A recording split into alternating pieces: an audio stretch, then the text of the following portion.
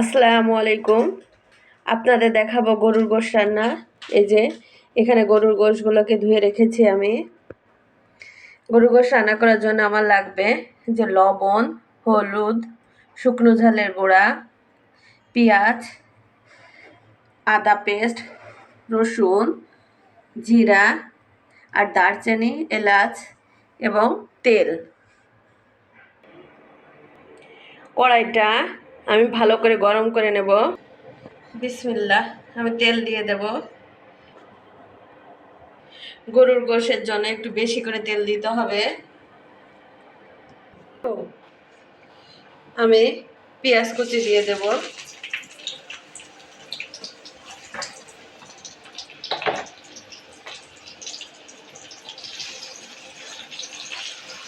পেঁয়াজ কুচিগুলা একদম বাদামি কালার করে ভেজে নেব।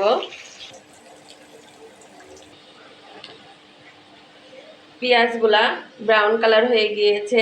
এখন দিয়ে দেব আমি এই যে মশলাগুলো। প্রথম দিলাম জিরা, দিয়ে দেব আদা, রসুন, আর দিয়ে দেবো হলো এই যে দারচিনি। আমি 3 টুকরা দারচিনি দিয়েছি। এখানে হলো 1.5 কেজি গোশ।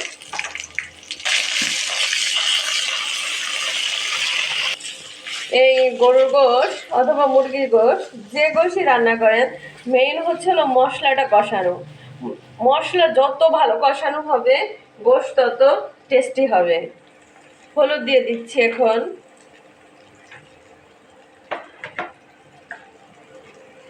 শুকনো ঝালের গুঁড়া, লবণ,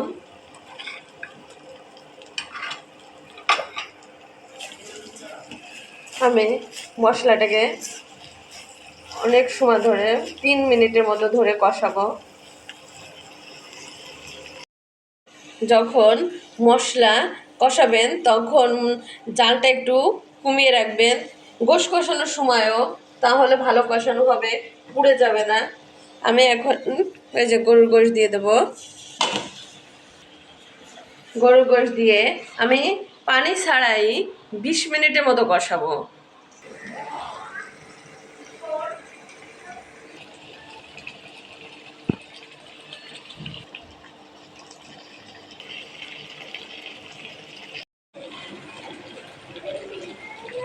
পানি ছাড়া আমি 20 মিনিট কষিয়েছি। এখন আমি এই যে এই মগের 1 মগ পানি দিয়ে দেব সিদ্ধ হওয়ার জন্য। আমি পানি দিয়েছি, এখন ঢেকে দেব। ঢেকে একটু জাল কমিয়ে রেখে দেব 20-30 মিনিটের জন্য। একদম সিদ্ধ হয়ে নরম হয়ে যাবে গোশটা। 20 মিনিটের জন্য ঢেকে দেব।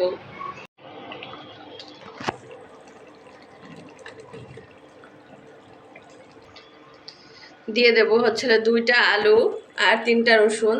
আলুগুলোকে আমি কেটে নিয়েছি, এখন এগুলো দিয়ে দেব।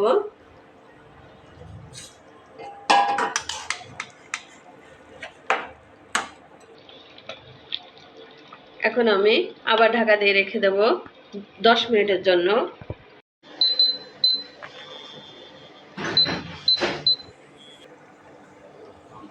আমি জিরা এবং গরম মশলা ভেজে গুঁড়া করে নিয়েছি।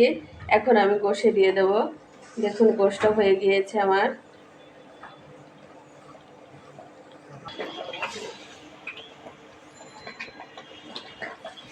আমি গরম মশলা, জিরা গুঁড়া দিয়ে 2 মিনিটের মতো জাল দিয়েছি।